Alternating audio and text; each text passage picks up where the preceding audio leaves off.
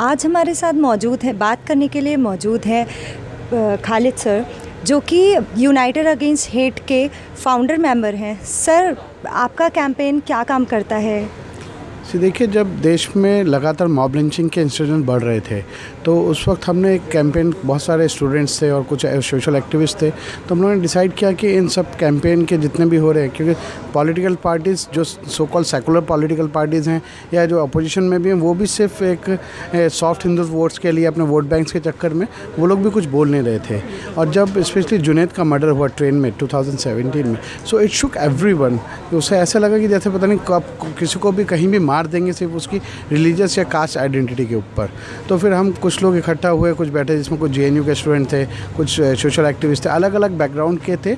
हमारे political views में आपस में डिफरेंसेस हो सकते हैं, लेकिन हम एक बात पे सब लोग एग्री थे कि ये हेट का जो माहौल है, जो ये हेट के इसके खिलाफ काम करना है। So then in July 2017 we have started a campaign called united against hate. So it is started and at there is a place called near Delhi called Mewat. So वहाँ सबसे ज़्यादा पहलू का और उनके बहुत सारे हाफिज़ जुनैद का, इन सब का, ये सब उसी रीजन के रहने वाले मेवात के। तो वहाँ बहुत सारे इंसिडेंट, तो फिर हमने एक बाइक रैली ऑर्गेनाइज़ करी बाय द नेम ऑफ नफ़रत के ख़िलाफ़ हम सब की आवाज़, यूनाइटेड अगेंस्ट हेट। सो एक बाइक रैली, उसको हमें ऐसा था कि 30-35 लोग आ जाएंगे, बाइक लेके जाएंगे, बट फॉर्चुनेटली उसमें जो है करीब 100 से ज़्यादा बाइक्स थी, गाड़ियाँ थी बहुत सारी।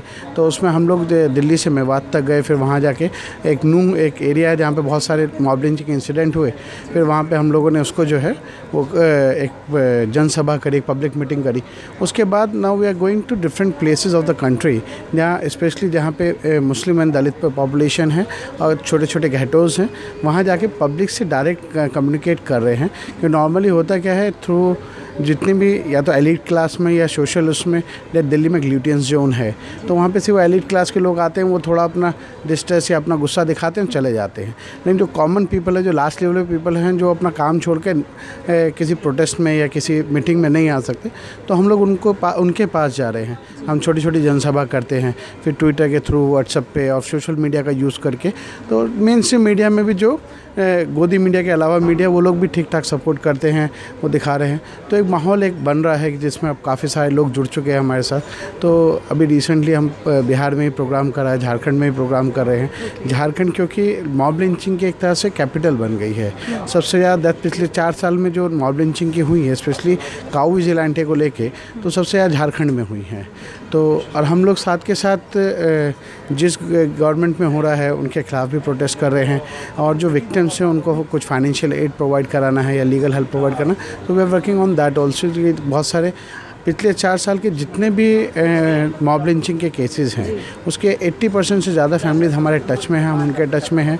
नजीब का मामला हो, जो JNU से स्टूडेंट एक मिसिंग है पिछले 2 साल से, उसका मूवमेंट पूरा हमने करा।